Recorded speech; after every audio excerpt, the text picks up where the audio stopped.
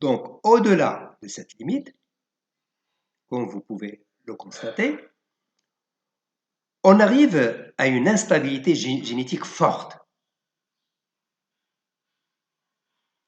et qui peut, dans certains cas, conduire à l'apparition des cellules malignes lorsqu'on atteint la crise. Alors, cette situation-là, on va la détailler et l'expliquer en détail lors du chapitre de la physiopathologie du cancer et le rôle joué par cette fameuse protéine, la P53, dans ce phénomène. Alors, dans ce cas, donc, lorsqu'on dépasse la limite, lorsqu'on dépasse la limite normale, où on a une instabilité modérée et on arrive à une instabilité génétique forte, alors la probabilité d'avoir des cellules malignes augmente fortement. Et ça correspond donc à un certain âge très avancé. D'où le fait qu'on considère que les maladies cancéreuses, ce sont des maladies de vieillesse.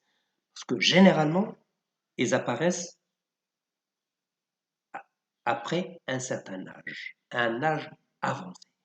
Cela ne veut pas dire qu'il n'y a pas des cancers chez les jeunes, mais généralement, les cancers qu'on trouve chez les enfants sont rares, mais chez les personnes âgées, la probabilité d'avoir un cancer augmente fortement, et cela dû à cette instabilité génétique importante qui apparaît avec l'âge. Alors,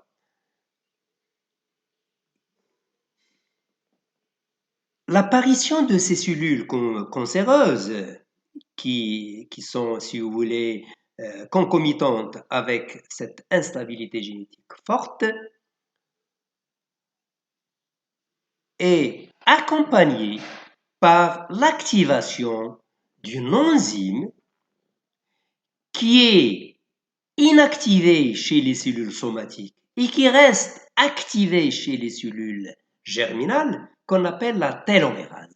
Cette télomérase, son rôle est de reconstituer les télomères, comme on va voir tout à l'heure, qui diminuent de taille ou de longueur au fur et à mesure que les cellules se divisent. En effet, comme on va voir tout à l'heure, à chaque division, un fragment de télomère saute, disparaît. Et après un certain nombre de divisions, lorsque ces télomères arrivent à leur fin, donc lorsqu'il ne reste plus de télomère, un tout petit fragment de télomère, la division cesse. Cette télomérase a le rôle de reconstituer les télomères, ce qui donne aux cellules tumorales donc la possibilité ou la capacité de rejoindre les qualités ou les critères des cellules germinales, c'est-à-dire de redevenir immortelles. Les télomères. Alors, c'est quoi les télomères?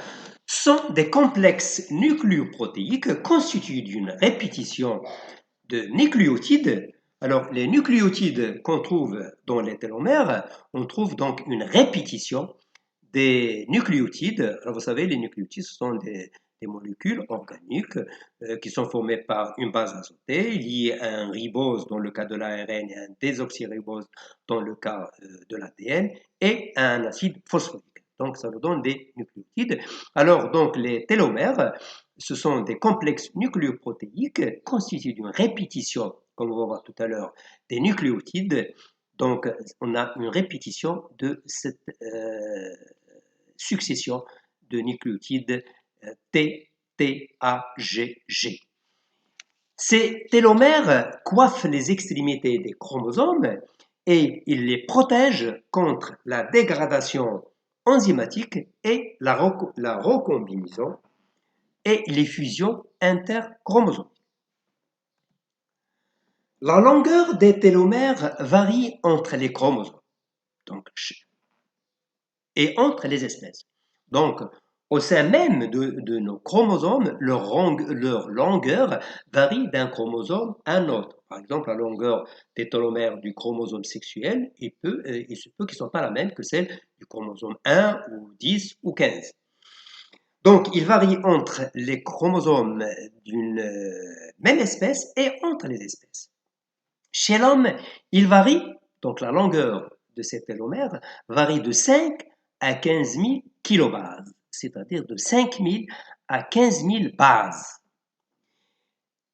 À chaque réplication de l'ADN, c'est-à-dire à chaque division cellulaire, la longueur des télomères se raccourcit de 200 à 300 paires de bases.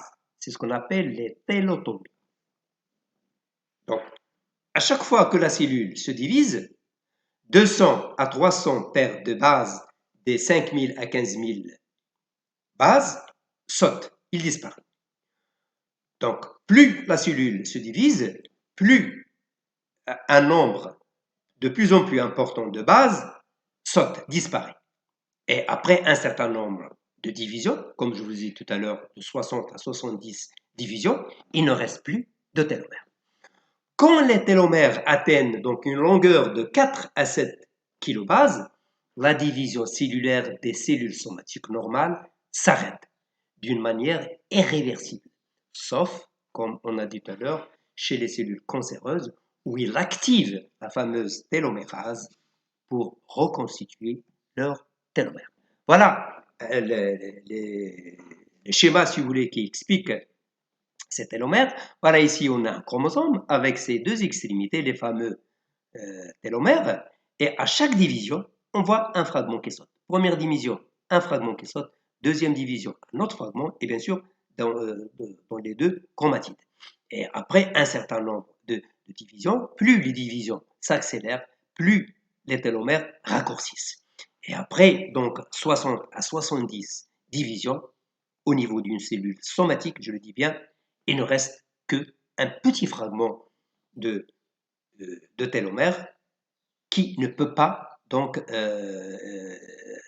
préserver l'intégrité des chromosomes et la cellule entre en crise ou entre en sénescence. Le schéma de droite ici, on voit donc les fameux chromosomes. Je crois ici on a alors 1, 2, 3, 4, 5, 6, 7, 8, 9, 10, 11, 12, 13, 14. Donc je crois qu'il s'agit donc des chromosomes humains. Probablement on a photographié une partie et on voit donc les extrémités qui ont plus ou moins fluorescent.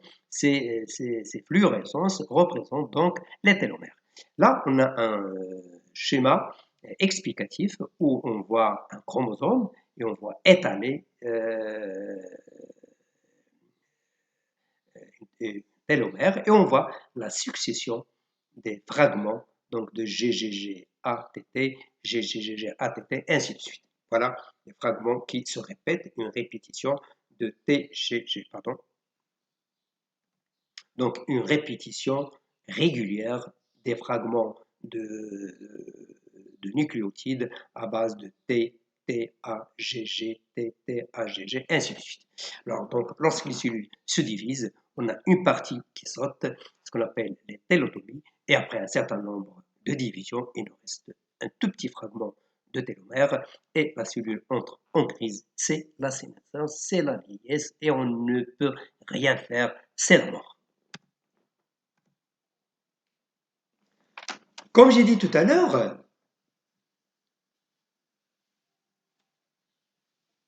dans les cellules tumorales, la longueur des télomères peut être maintenue par une enzyme qu'on appelle la télomérase et qui est activée dans la majorité des cellules cancéreuses. Dans la majorité des cellules cancéreuses, on assiste à une activation de cette télomérase qui ajoute, donc l'activation de cette télomérase va ajouter des répétitions télomériques au niveau des télomères. Donc, à l'opposé de ce qui se passe chez une cellule somatique qui voit la longueur de ces télomères diminuer, ici on voit la longueur des télomères, dans le cas des cellules cancéreuses, s'allonger. donc, qui ajoute donc des répétitions télomériques au niveau des télomères, les rendant immortels.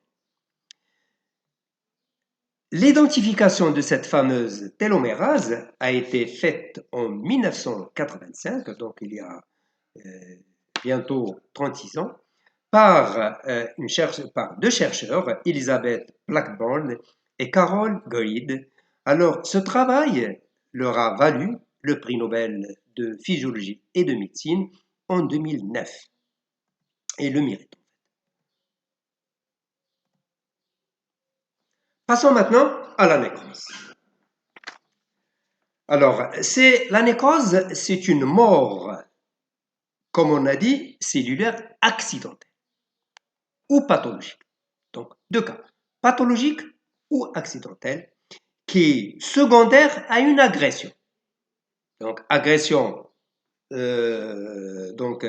suite à un accident ou agression par une maladie, par un microbe, par un état physiologique qui n'est pas normal. Donc, c'est un processus passif, c'est-à-dire dans lequel il n'y a pas de dépense énergétique. Les mécanismes de la nécrose touchent 4 systèmes intracellulaires. Et ils touchent les systèmes les plus importants d'une cellule. Le premier système, c'est l'intégrité des membranes. On sait tous que la membrane cellulaire a un rôle crucial, primordial dans le maintien de l'intégrité et de la vie cellulaire. Pensez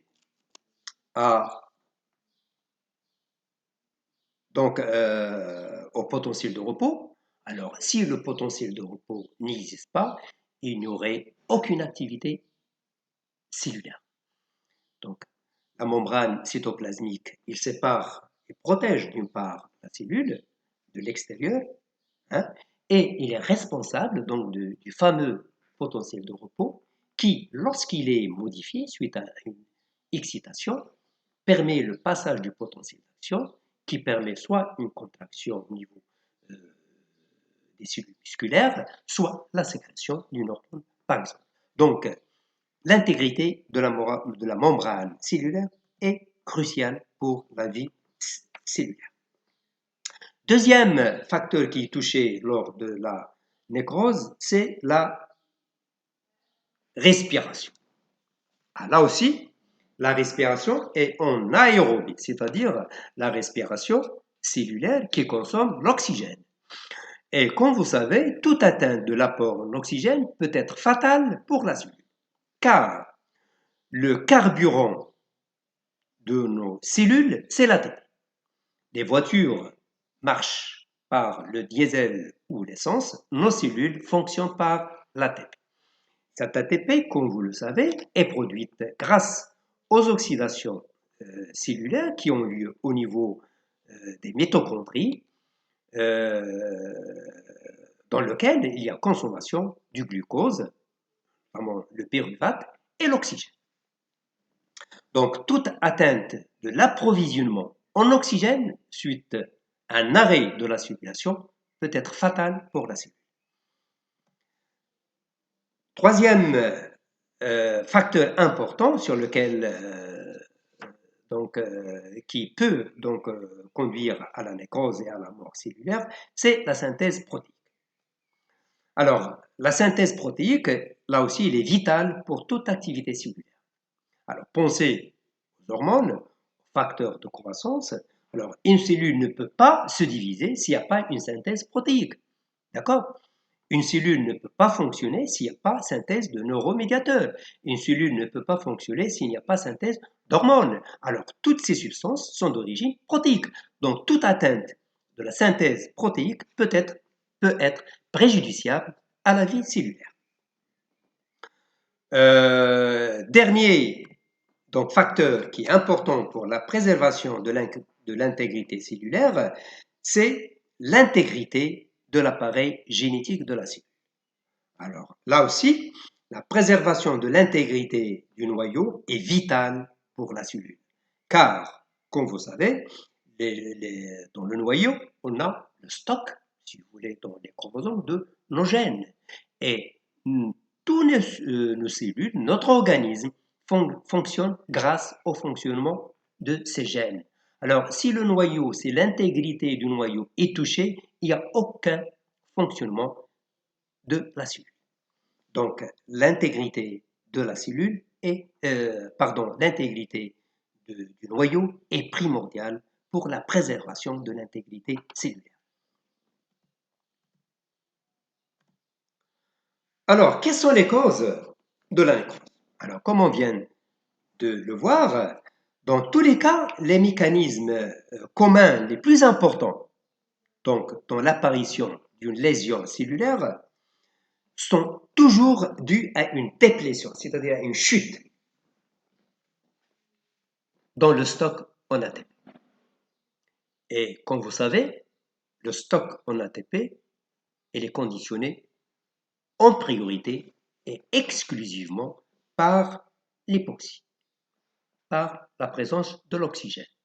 Le glucose, la cellule peut en fabriquer s'il n'est pas disponible et peut le fabriquer à partir des lipides, à partir des protéines, mais l'oxygène, si l'on manque, la cellule ne peut pas le fabriquer. Donc l'oxygène, il est indispensable pour la vie cellulaire. Et toute hypoxie, toute diminution de l'approvisionnement en oxygène est préjudiciable à la vie cellulaire. L'excès des radicaux libres. Alors, les radicaux libres sont issus de l'oxygène, du métabolisme de l'oxygène au cours du métabolisme qui est lieu au niveau cellulaire, notamment au cours des oxydations cellulaires qui passent au niveau de la chaîne respiratoire, au niveau de la mitochondrie. Alors, ces radicaux libres sont néfastes pour la cellule. Et ces dernières années, si vous suivez les informations, on parle souvent du stress oxydatif, alors qui devient donc très angoissant et très à la mode pour une vie normale. Alors, ce stress oxydatif qui nous donne, qui provoque la production excessive, si vous voulez, de ces radicaux libres, est responsable en partie, non en totalité, du vieillissement cellulaire. Alors, on va donner la définition de radical libre. Un radical libre, c'est un ion, c'est-à-dire une molécule incomplète avec une charge électrique. Cet ion est instable. Ça, c'est la particularité des ions. Ils sont vraiment instables. Et ils se déplacent à la vitesse de la lumière. Ils ne cessent pas, ils sont en mouvement continuel. Donc, ces ions étant instables, ils cherchent toujours une stabilité en s'associant avec d'autres molécules. Lorsque le radical libre attaque une molécule, il lui prend une charge ou bien un atome. Alors, ces molécules-là qui ont été attaquées par cet ion deviennent à eux aussi instables et attaquent à leur tour des molécules voisines et ainsi de suite. C'est comme ça que fonctionnent les radicaux libres. Alors, heureusement, il y a un équilibre au niveau de notre organisme. Il y a des antioxydants naturels, comme la vitamine C, la vitamine E, mais il y a aussi des antioxydants qu'on doit consommer davantage et qui s'opposent donc aux excès des radicaux libres. Ce sont des molécules qu'on trouve dans les fruits, notamment les fruits rouges. Ils sont très riches donc, en antioxydants. C'est pour cette raison qu'on recommande aux gens de consommer davantage comment dirais-je, de fruits, et surtout les fruits rouges. L'augmentation du calcium intracellulaire, on en a parlé tout à l'heure, on a vu qu'un excès de calcium intracellulaire peut être létal, voire fatal pour la cellule, car il active un certain nombre de protéases au niveau cellulaire, et si ces protéases sont activées pendant longtemps, ils risquent de s'attaquer aux molécules cellulaires, entraînant donc la destruction des macromolécules cellulaires, ce qui entraîne fatalement à la mort de ces cellules. L'altération de la perméabilité des membranes cellulaires, on en a parlé donc tout à l'heure, là je n'ai rien à ajouter. Donc l'intégrité de la membrane cellulaire est indispensable pour le maintien d'une vie cellulaire normale. Et enfin, les lésions mitochondriales. Alors, on en a parlé des mitochondries. On a dit que les mitochondries sont les sièges des oxydations cellulaires qui nous donnent donc l'ATP. Donc toute atteinte de ces organites est préjudiciable à la vie cellulaire. Et comme on verra plus tard dans l'étude de l'apoptose, la mitochondrie joue un rôle crucial dans le déclenchement de ce type de mort qui est l'apoptose, puisque les lésions mitochondriales représentent l'un des facteurs primordiaux dans le déclenchement de l'apoptose.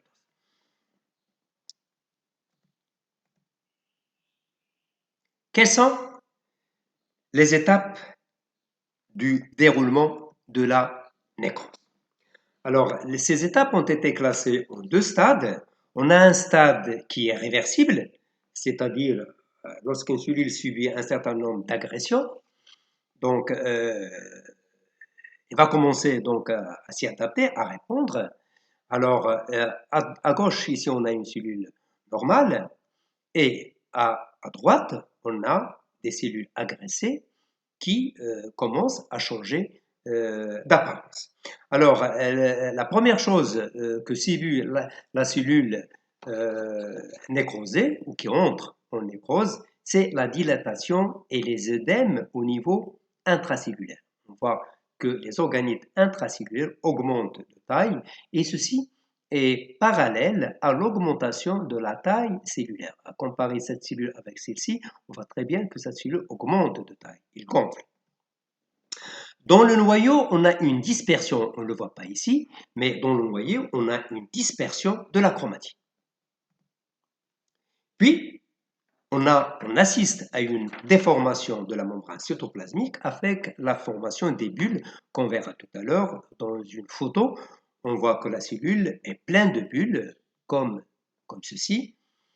Donc, déformation de la membrane cytoplasmique avec formation de bulles. Alors, à ce niveau-là, si les agressions cessent, la cellule peut redevenir normale. Mais passé cette limite-là, on entre dans la nécrose proprement dite. C'est-à-dire on atteint le stade irréversible. Alors, stade irréversible ou nécrose proprement dite. Alors, à ce niveau-là, on assiste à une disparition des gradients ioniques transmembranaires. Et qui dit disparition des gradients ioniques dit disparition du potentiel de repos membranaire, donc dit mort cellulaire. S'il n'y a pas de potentiel de membrane, pas de vie cellulaire.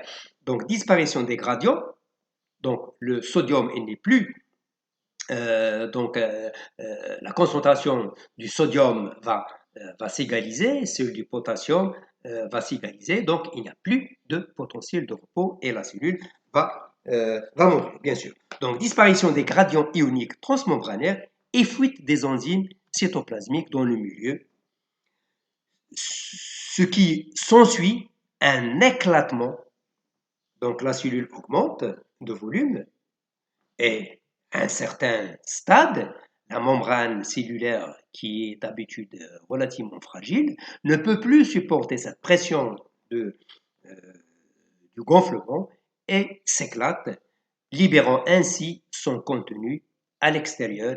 Et qui dit libération du contenu cellulaire à l'extérieur dit fuite des enzymes qui se trouvent dans les lysosomes. Ces enzymes, ce sont des enzymes protéolytiques et vont s'attaquer aux cellules voisines et aux protéines de la matrice extracellulaire, ce qui entraîne une dégradation de cette partie et l'apparition d'une inflammation à ce niveau-là. Donc, la libération des enzymes dans le milieu s'accompagne d'une inflammation locale réactionnelle. Donc, cette inflammation est due exclusivement à la libération des enzymes lysosomiales dans le milieu suite à l'éclatement de la cellule. Voilà la photo dont je vous ai parlé tout à l'heure. On voit ici une cellule nécrosée. On voit une disparition complète de la chromatine, la formation d'un certain nombre de bulles, énormément de bulles, et on voit que la membrane commence à se digérer à un certain endroit et le cytoplasme commence à sortir, donc le contenu cellulaire commence à sortir dans le milieu extérieur.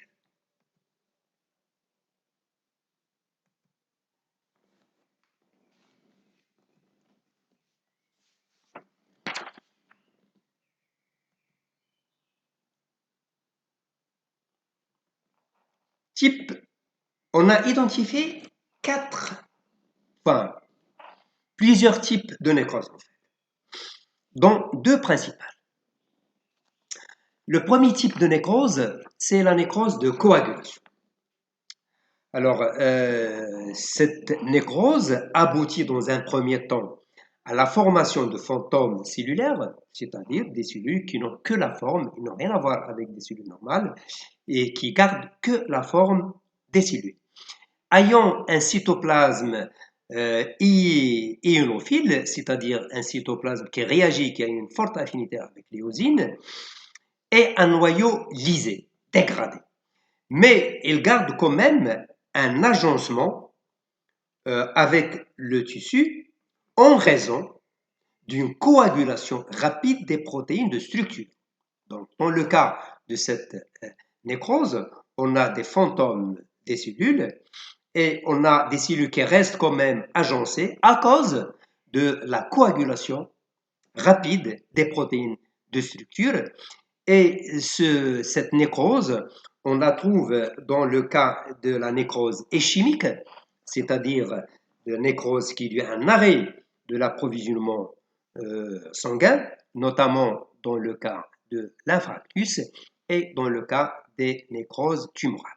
Alors, dans le cas de nécrose tumorale, je vais ouvrir un petit accolade pour vous expliquer comment. Alors, dans le cas de l'infarctus, ça c'est connu. L'infarctus donc consiste donc à l'arrêt de la circulation au niveau d'une artère coronaire au niveau du cœur, ce qui arrête l'alimentation d'une partie qui peut être grande comme il peut être réduite. Et la taille de la partie qui est touchée conditionne, comment dirais-je, conditionne donc, comment dirais-je, conditionne l'ampleur de la maladie. Ben, si cet infarctus touche une extrémité du ventricule, il peut passer inaperçu, il n'aura aucun effet. Par contre, s'il arrive au niveau de l'entrée d'une artère coronaire qui irrigue une grande partie, toute la partie qui est irriguée par cette artère et qui a été bouchée sera nécrosée et ça peut donner une insuffisance cardiaque importante. Pour la nécrose tumorale, alors, comme vous savez, ça on va le voir en détail plus tard dans le chapitre de la physiopathologie des cancers, donc les cellules cancéreuses, lorsqu'ils sont réduits,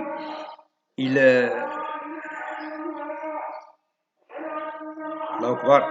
Alors, donc, les cellules, lorsque la cellule tumorale apparaît, donc on a au départ une cellule, deux cellules, puis 4 cellules, 8 cellules, 16, 32, ainsi de suite. Alors, au départ, ces cellules puisent leur alimentation de l'environnement dans lequel ils se trouvent, par diffusion. En revanche, lorsque cette tumeur augmente de taille, lorsqu'il grandit, et en absence d'un réseau sanguin, alors seules les cellules qui se trouvent à la périphérie sont alimentées. Par contre, les cellules qui se trouvent au milieu de la tumeur ne reçoivent pas suffisamment de nourriture et se nécrosent. Alors, les cellules tumorales sont ingénieuses et sont très intelligentes. Qu'est-ce qu'ils ont fait? Ils ont sécrété un certain nombre de molécules qui sont dites angiogenèses qui vont stimuler le système sanguin pour qu'il arrive vers eux et installe un réseau de système sanguin, un réseau capillaire qui va leur apporter nourriture et les débarrasser de leurs déchets. Et comme ça, ils dépassent cette étape-là. Alors, et l'une des thérapies qui est étudiée depuis une vingtaine d'années, c'est d'arrêter l'installation de ce réseau capillaire afin d'induire la mort des cellules, de ces cellules tumorales. Mais on n'a pas encore des résultats prometteurs jusqu'à présent.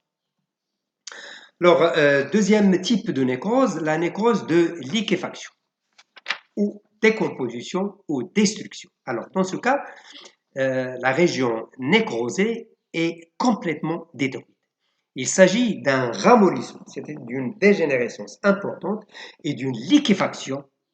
Le milieu devient en quelque sorte liquéfié, d'une liquéfaction rapide du territoire nécrosé, où les cellules sanguines qui sont attirées vers le lieu de l'inflammation, elles aussi entrent en nécrose et libèrent leur contenu en protéase, ce qui amplifie donc l'inflammation. Alors, dans ce cas, on assiste donc à une désintégration de la structure du tissu. Le tissu n'est plus reconnaissable. C'est le cas de la nécrose pancréatite aiguë. Alors, cette nécrose pancréatite aiguë est une atteinte du pancréas, le plus souvent due à la libération des enzymes pancréatiques. Alors, vous savez très bien que le pancréas libère un grand nombre d'enzymes qui se chargent de la digestion et qui les déversent au niveau du duodénum. C'est grâce à ces enzymes-là que les aliments que nous consommons sont dégradés, sont coupés en petits morceaux pour qu'ils soient absorbés au niveau de l'intestin grêle. Alors, si par une raison quelconque, il y a une rupture d'un canal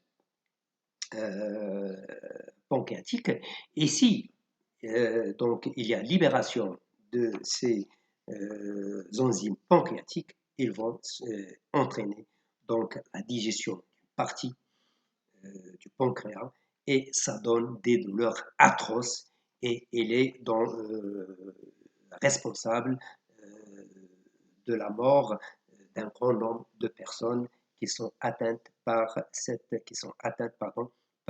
pathologie. Deux autres de nécrose, on a la nécrose caséeuse, comme son nom l'indique, elle fait référence à la caséine, c'est une protéine qu'on trouve dans le fromage, et caractéristique de la tuberculose. Alors, la tuberculose, comme vous savez, c'est une maladie, RIA, c'est une maladie qui touche les poumons, mais malheureusement qui fait encore des ravages chez nous et qui est due à une bactérie qu'on appelle le bacille de Koch.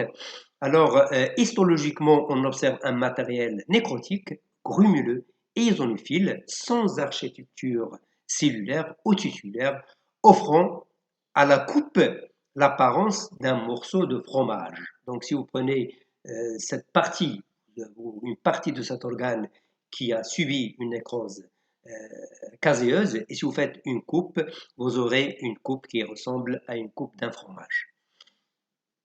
D'où le nom de nécrose caséeuse. Enfin, le dernier cas de nécrose, c'est la nécrose gangréneuse, qui vient de la gangrène.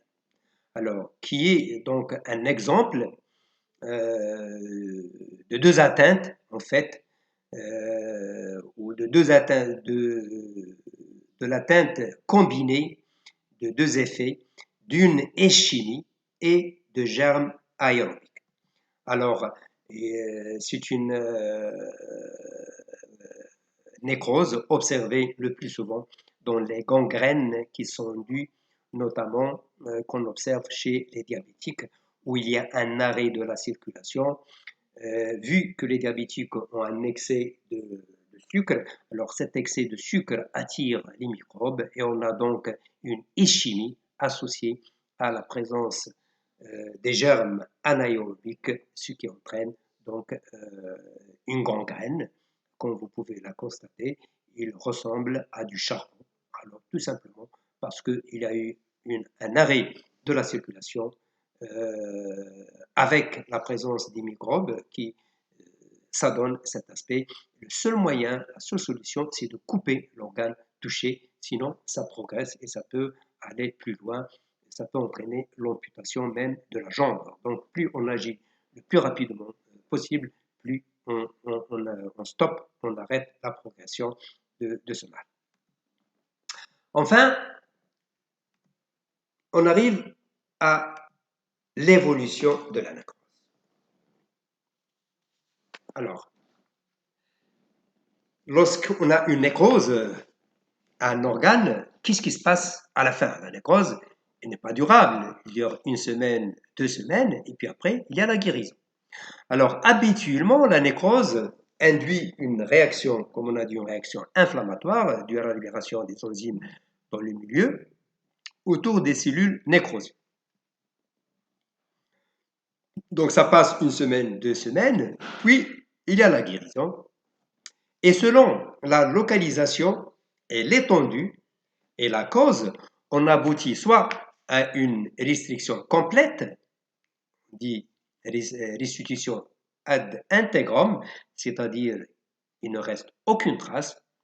Par contre, si les lésions sont importantes, on aboutit à une cicatrice qui peut être importante comme il peut être limitée. Bon, actuellement, il y a des médicaments, il y a des crèmes qui sont utilisées donc, vers la fin de la guérison et qui réduisent, voire empêchent cette cicatrisation d'apparaître. Donc, ça fait partie de l'esthétique. Et je m'arrête là et on continuera la semaine prochaine, Inch'Allah.